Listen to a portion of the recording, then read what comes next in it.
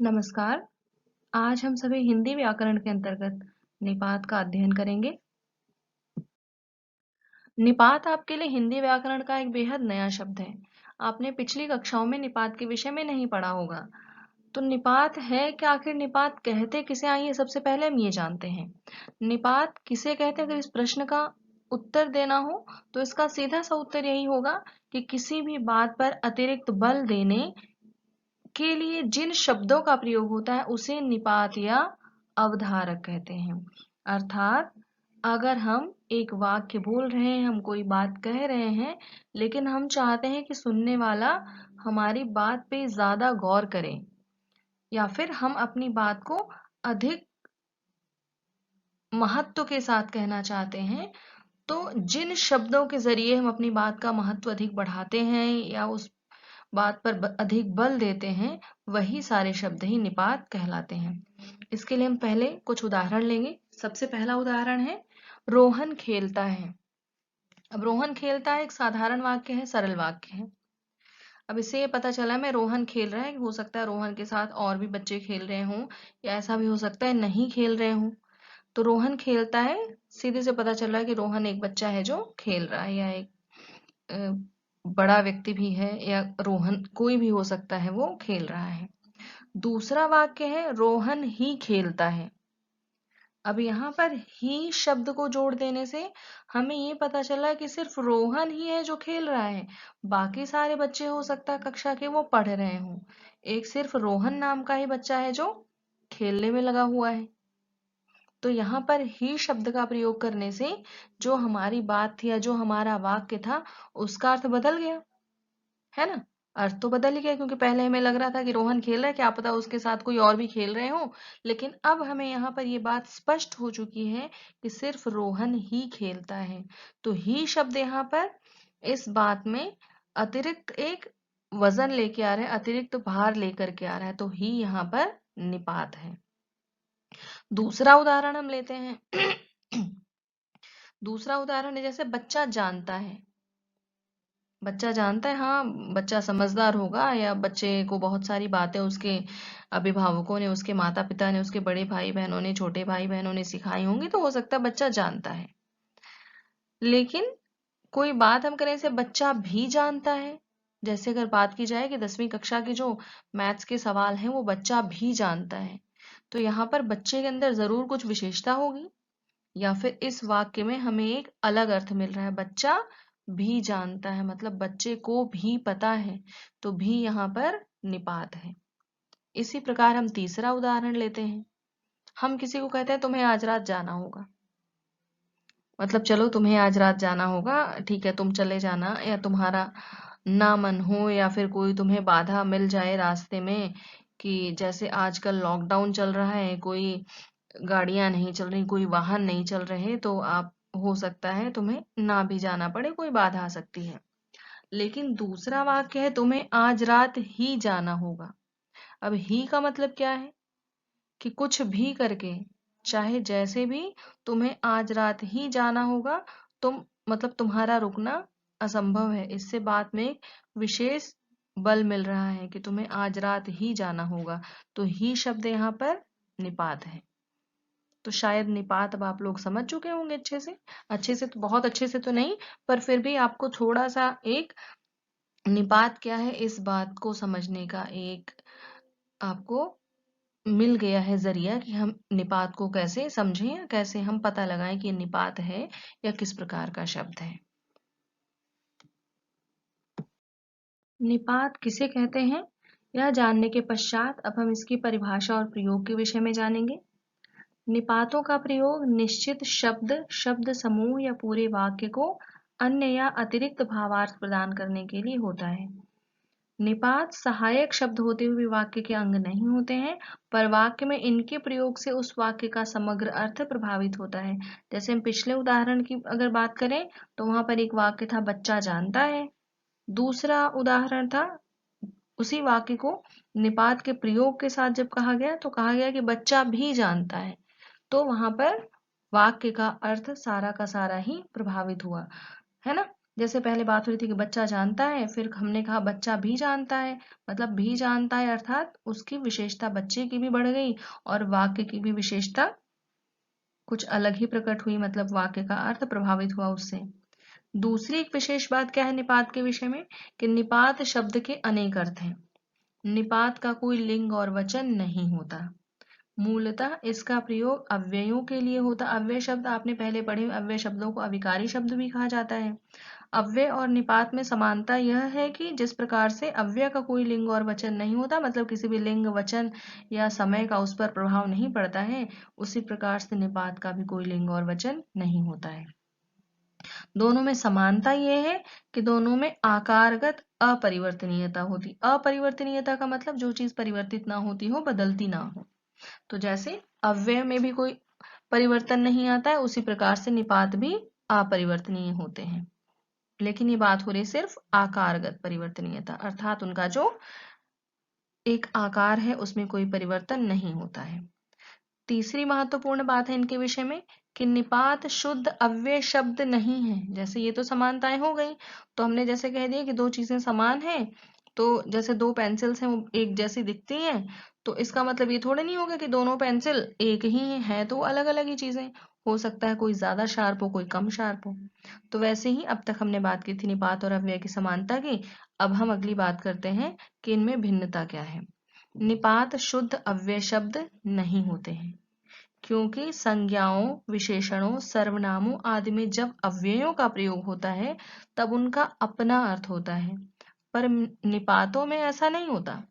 यद्यपि निपातों में सार्थकता नहीं होती, फिर भी उन्हें पूरी तरीके से निरर्थक भी नहीं कहा जा सकता कि इनका कोई मतलब ही नहीं है, बिना बात के ये प्रयोग किए जा रहे हैं, इनको हम कहीं भी हटा सकते हैं। नहीं, ऐसा नहीं, इन्हें हम पूरी तरीके से निरर्थक भी नहीं कह सकते हैं। परिभाषा और प्रयोग जानने के पश्चात अब हम सबसे पहले ये जानेंगे कि निपात के कार्य क्या होते हैं, अर्थात हम क्यों निपात का प्रयोग करते हैं, इतना महत्व किस लिए दिया जा रहा है इसे। तो निपात के कार्य निम्नलिखित होते हैं।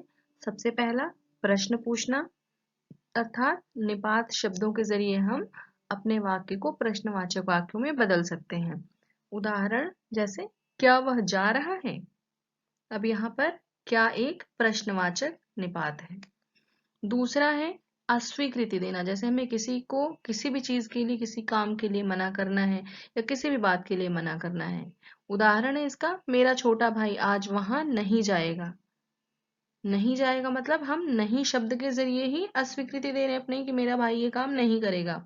तो अस्वीकृति देने वाला शब्द है नहीं, और नहीं एक निपात है। तीसरा है विस्मयादि बोधक, अर्थात निपात शब्दों को हम विस्मयादि बोधक की तरह भी प्रयोग करते हैं। अर्थात हमें किसी बात पर आश्चर्य हो रहा है तो हम विस्मय सूचक शब्दों के द्वारा ही अपने आश्चर्य को प्रकट करते हैं। तो निपात शब्द जो है वो विस्मयादि बोधक के रूप में भी प्रयोग किए जाते हैं। इसका भी उदाहरण है जैसे, क्या अच्छी पुस्तक है, मतलब क्या क्या बढ़िया किताब है, या क्या अच्छी पुस्तक है, क्या बेहतरीन किताब लिखी गई है। तो क्या शब्द यहाँ पर, वैसे तो प्रश्नवाचक होता है ये, लेकिन विस्मय सूचक चिन्ह के बाद, चिन्ह के साथ अगर हम इसका प्रयोग करते हैं तो यह क्या शब्द ही पूरे वाक्य को विस्मय सूचक बना देता है। इसका एक और प्रयोग है, जैसे वाक्य में किसी शब्द पर विशेष बल देना, है ना। जब हम निपात किसे कहते हैं ये समझ रहे थे, तभी भी हमने इस बात को जाना था कि किसी भी शब्द पर अगर हमें विशेष बल देना है, किसी बात पर विशेष बल देना है, तो निपात शब्दों का प्रयोग किया जाता है। तो इसका एक उदाहरण आपके सामने, जैसे बच्चा भी जानता है, मतलब भी निपात है। इस वाक्य को हम पहले भी इस पर हम चर्चा कर चुके हैं। तो इस प्रकार से हमें पता चल गया कि निपात के मुख्य कार्य क्या होते हैं। निपात के कार्य जानने के पश्चात अब हम निपात के प्रकार जानेंगे। तो निपात के 9 प्रकार या 9 वर्ग होते हैं। सबसे पहला है इसमें से स्वीकार्य निपात, अर्थात जहां पर निपात शब्दों को स्वीकारार्थ में प्रयोग किया जाता है कि हाँ हमें ये चीज स्वीकार है, हम किसी बात के प्रति अपनी स्वीकार्यता दिखाते हैं। तो निपात, स्वीकार्य निपात के उदाहरण है हाँ, जी, जी हाँ। जैसे मैंने आपसे पूछा कि क्या आप हिंदी की व्याकरण पुस्तक मुझसे लेना चाहेंगे, अगर आपने उत्तर दिया हाँ, तो ये आपने स्वीकार किया। अगर आप कह देते नहीं, तो मतलब आपने नकार दिया था कि नहीं हमें इस किताब की कोई जरूरत है, हमें पहले से ही बहुत व्याकरण आता है। वैसे ये एक मजाक की बात थी। आप सभी बहुत अच्छे बच्चे हैं और आप सबको हमेशा एक पढ़ने की ललक आपके अंदर जो दिखाई देती है वो मुझे भी प्रोत्साहित करती है। दूसरा है नकारार्थक निपात। नकारार्थक निपात मतलब नकारात्मक, जैसे हमें किसी चीज के लिए मना करना है। जैसे अगर मैं आपसे पूछूं आज कि क्या आप बाहर जाकर घूमना पसंद करेंगे, तो इस समय की जो परिस्थिति है वो तो आपको पता ही है, और एक जागरूक नागरिक होने के साथ साथ एक समझदार विद्यार्थी भी हैं, और तो इस वजह से भी आपको पता है कि नहीं, ये समय हमारे बाहर जाने के लिए बिल्कुल भी ठीक नहीं है, तो आप उत्तर में कहेंगे नहीं, हम बाहर नहीं जाके घूमना चाहते, हमें बाहर नहीं जाना है। तो यहाँ पर वाक्य आपका क्या था, नकारात्मक था, अर्थात नहीं या जी नहीं, ऐसे नकारार्थक निपातों के जरिए आपने अपनी बात बताई। तीसरा है निषेधात्मक निपात। निषेधात्मक का मतलब जहां पर हम कोई चीज के लिए मना कर रहे हैं आपको। जैसे जब आप कक्षा में बैठे होते हैं तो हम कहते हैं कि शोर मत करो, है ना। तो निषेध होता है, वहां पर मना किया जाता है कि नहीं बेटा शोर मत करो, पढ़ाई में हमारी बहुत व्यवधान पड़ेगा या बड़ी मुश्किलें आएंगी हमें, और हम समय से अपना काम या अपना पाठ्यक्रम समाप्त नहीं कर पाएंगे। तो वहां पर एक निषेध होता है कि नहीं, मत करो, शोर मत करो, बारिश में बाहर मत भीगो। तो ये निषेधात्मक निपात है। फिर अगला है प्रश्नबोधक।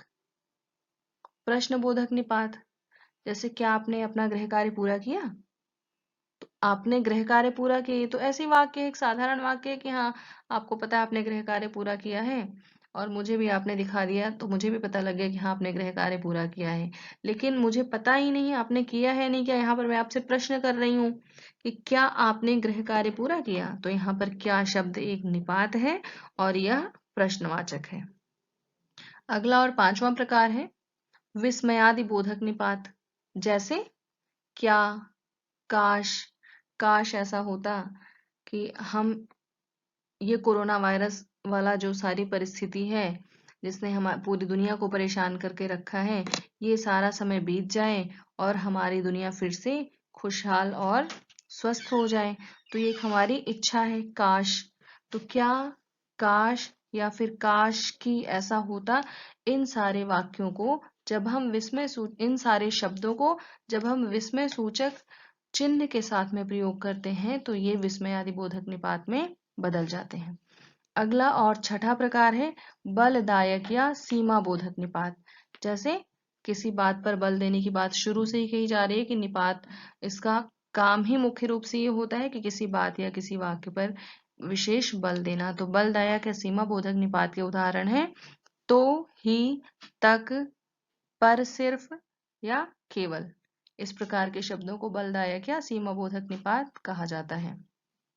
जैसे तुम्हें तो पढ़ना ही होगा, यहाँ पर तुम्हें पढ़ना होगा ये एक सामान्य वाक्य था, लेकिन कहा गया तुम्हें तो पढ़ना ही होगा, मतलब ये आपके लिए एक आवश्यकता बन चुका है कि आपको तो पढ़ना ही पड़ेगा। तो ये बलदायक निपात का उदाहरण था। अगला सातवां निपात है तुलना बोधक निपात। जैसे जब हम दो चीजों के बीच में तुलना करते हैं, जैसे एक उपमा अलंकार की भी बात हम जब करते हैं तो वहां पर भी तुलना की जाती है। जैसे कहा जाता है कि उसका उसका मुख चांद सा सुंदर है या सीता का मुख चांद जैसा सुंदर है। तो सा मतलब यहाँ पर दो चीजों के बीच में तुलना की जा रही है, तो सा शब्द तुलना बोधक निपात भी है। अगला आठवां प्रकार है निपात का अवधारणात्मक, अवधारणा बोधक निपात या अवधारणात्मक निपात। मतलब जहां पर हमारे मन में कोई अवधारणा बनाई जा रही हो जिस शब्द के प्रयोग के द्वारा। तो इसका उदाहरण है जैसे ठीक, लगभग, करीब या तकरीबन। कि तकरीबन सब बच्चों ने गृह कार्य पूरा कर लिया होगा, ये एक अवधारणा बन गई है क्योंकि आप में से बहुत सारे बच्चों ने गूगल क्लासरूम पे अपना काम जमा करवा दिया है। तो अवधारणा बोधक निपात के उदाहरण है ये। नवा और आखिरी निपात है आदर बोधक निपात। अर्थात जब हम किसी को सम्मान देते हैं या आदर सूचक शब्दों का प्रयोग करते हैं, तो इसका उदाहरण है जी। जैसे मैंने आपसे पूछा कि क्या आप बाहर जाना पसंद करेंगे, आपने कहा जी नहीं, तो जी एक सम्मान सूचक शब्द था। अगर आप अपने छोटे भाई या छोटी बहन से बात करते तो आप सीधे से कह सकते थे कि नहीं, लेकिन जब हम किसी अपने से बड़े से बात करते हैं जिसको हम सम्मान देना चाहते हैं तो हम वहां पर नकारात्मक शब्दों के साथ भी जी जैसे शब्दों का प्रयोग करते हैं। जैसे कहा जाता है पिताजी, माताजी, या जी हाँ, जी नहीं, तो जी कुल मिलाकर के एक सम्मान सूचक शब्द है। अब यहाँ पर आप एक चीज देखेंगे कि स्वीकार्य निपात में भी एक जी आया है और आदरबोधक निपात में भी जी है। तो दोनों जी का अर्थ अलग अलग है। जैसे स्वीकार्य में क्या है, जब आप कोई चीज के लिए हाँ बोलते हैं, आपको किसी चीज की आवश्यकता होती है, आप कहते हैं हाँ जी, मतलब क्या आपने पढ़ा, जी हाँ, है ना। तो यहाँ पर जी क्या है, एक, इसका मतलब ये पता चल रहा है कि आप अपने से किसी बड़े या सम्मानित व्यक्ति से बात करें, तब आप कह रहे हैं जी हाँ। तो ये आदर बोधक हो जाएगा। और स्वीकार्य निपात, क्या आप खाना खाएंगे, जी, या क्या आपने पानी पिया, जी, अर्थात, या फिर क्या आपको टीवी देखना पसंद है, आपने कह दिया जी। तो ये स्वीकार्य निपात है। तो स्वीकार्य और आदर बोधक निपात में एक ही शब्द का प्रयोग दो अलग अलग अर्थों में, दो अलग अलग प्रकार से किया गया है। तो यहाँ पर आपको बिल्कुल भी भ्रमित होने की आवश्यकता नहीं है। जी जो है वो स्वीकार्य निपात भी में भी आता है और आदर बोधक निपात शब्दों में भी आता है। आशा है कि इस वीडियो को देखने के पश्चात आपको निपात शब्दों को समझने में काफी सरलता होगी और आप विषय को अच्छे से समझ पाएंगे। यदि अभी भी आपको कुछ भी भ्रम होते हैं या आपको कुछ भी चीजें समझ में नहीं आती हैं, तो आप गूगल क्लासरूम पे कमेंट सेक्शन में अपनी प्रतिक्रिया जरूर दर्ज कराएं। आपकी मदद के लिए, आपकी सहायता के लिए मैं हमेशा तत्पर हूँ। धन्यवाद। पढ़ते रहें, स्वस्थ रहें, खुश रहें।